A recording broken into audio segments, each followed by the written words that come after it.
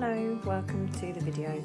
Today I thought I would do a quick how-to showing you how to use my macrame phone straps. So when you buy the phone strap from me, they are handmade using eco-friendly recycled yarn, and they have a strong metal lobster clasp on the end. You will also receive a universal phone tether, which should fit inside of most phone cases.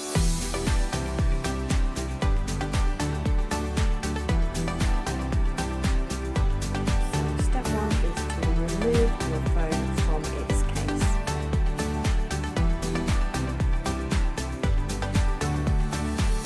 Now take the phone tether and pop that inside your phone case.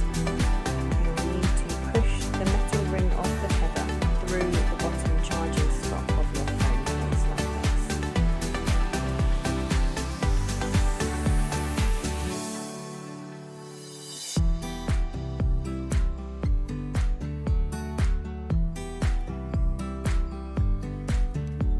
Now pop your phone back in the case like normal.